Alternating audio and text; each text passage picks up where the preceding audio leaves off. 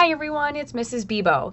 This is part 2 of our tax problems. So again, those percent problems that involve tax. And I'm going to be going through 2 examples that deal with hotel tax and then one final example that's a little bit more complicated. Basically, there's just a few more steps to solve before we can figure out our final price. So for all of these examples, I'm going to use the percent equation. So you can see I already have that labeled underneath this example here. Keep in mind, as I mentioned in part 1 of this video series, that you are able to use a proportion to solve. The percent equation just tends to be a little bit quicker with these types of questions. So that's what I'm going to use in this video. All right, so let's go ahead and take a look at this first example. So in this one, it says the cost of a hotel room rented for 2 nights is $280. There's also a 12% hotel room tax. What is the total cost of the hotel room? So in this problem, we have our cost for the 2 nights. That is not per night for the 2 nights. That is the total cost for 2 nights. So we really don't actually need this number here. I know that'll throw off students. So you can ignore that too. The $280 is going to be our original value, the W value, and then that 12% is obviously that percent value that we need when we set up our equation. Now, as I mentioned in part 1, or if you didn't watch part 1, I mentioned that you can solve these problems in 1 step. You can also solve them in 2. So I will show both ways, how we can solve it in 1 step and how we can also solve it in 2 steps for this example as well as the following one. So with the percent equation, as a reminder, that is in the form A equals P multiplied by W. So A is the part, that is the amount that we're trying to find based on the percentage multiplied by the W, the whole or the original value. So plugging in my values in this, we would have the part is equal to 12% as a decimal is 12 hundredths multiplied by 280, again, our W value. So when working with the equation, make sure we are changing that percentage into its decimal form so that you can get a correct calculation there. All right, so when we do this, 12 hundredths times 280, we're going to find 33 and 6/10. So $33.60. That is the amount of tax that is being added on, because again, tax makes things more expensive.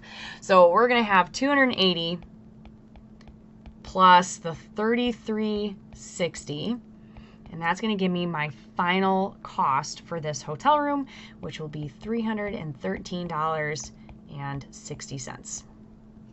So that's solving it in 2 steps. We found the amount of tax that's being added on.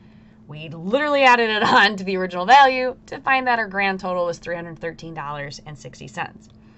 If I'm going to solve this in 1 step, we're going to use the fact that we're paying already the $280. That is the 100%, the original value, right? We're paying that amount plus whatever the 12% amount is for a total.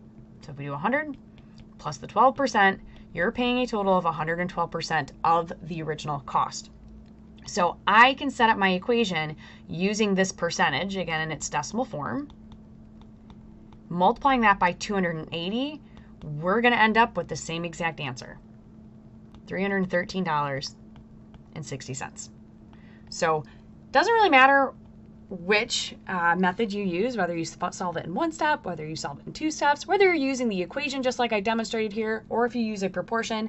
If you're doing your math correctly, you're going to find the same answer. So that's our first example.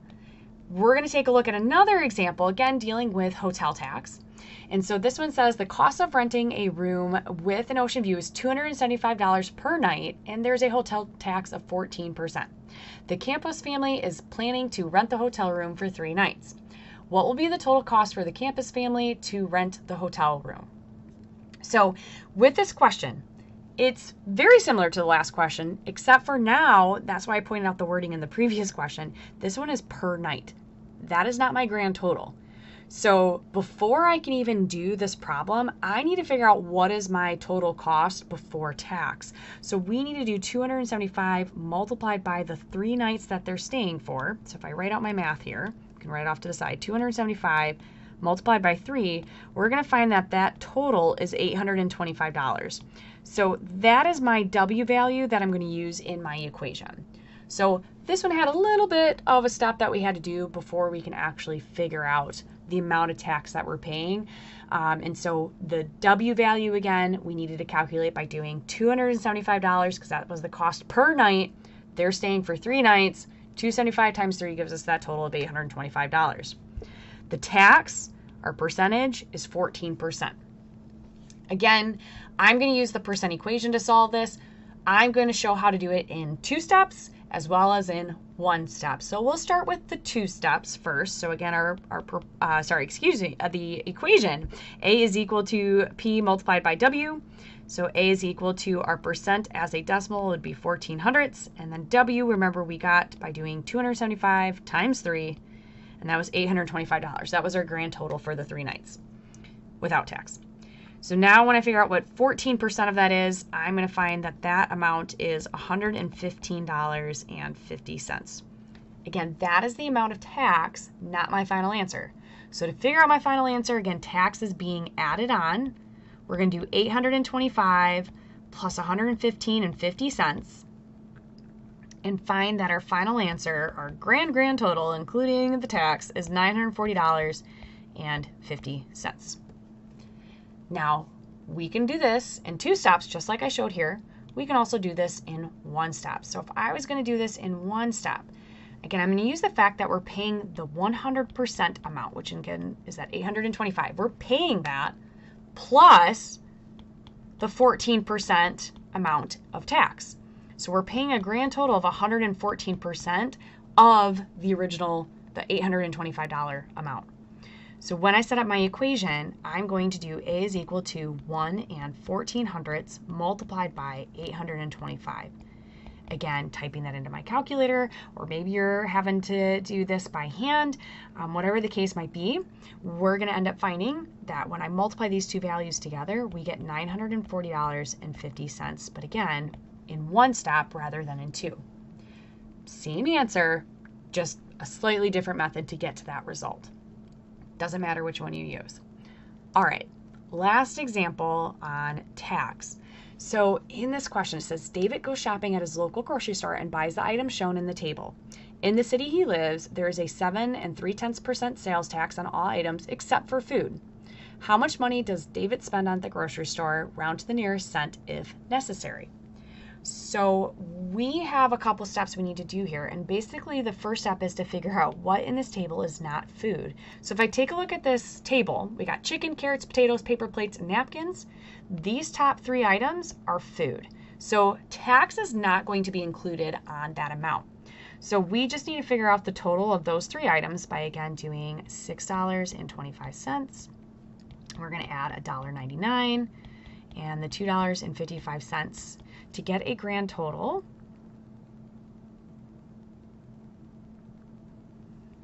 of $10.79.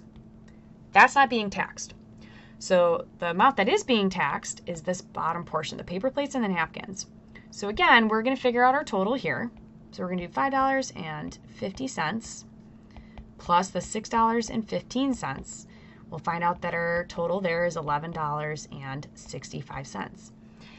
Now, if we didn't have tax, we would just add those 2 portions, or we would have just added everything together in the first place. But because we have tax on all items that are not food, we actually need to figure out what 7 3/10% of this $11.65 is.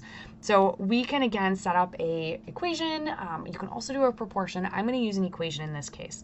So we're going to take that amount and we're going to multiply by the decimal form of our percentage, so 73 thousandths. And that is going to tell me my amount of tax. Again, you could solve this in 1 step. I'm just going to do this in 2 steps just to show what the actual tax amount is.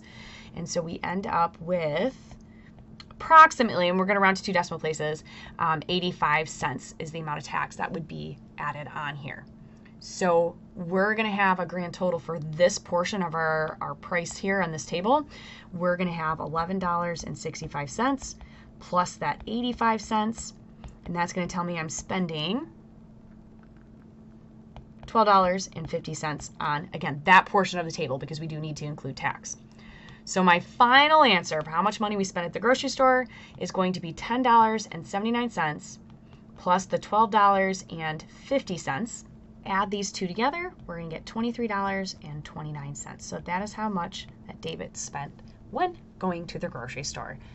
So that is it for that example. Thank you for watching this video. Hopefully that helps you with your percent problems that involve tax.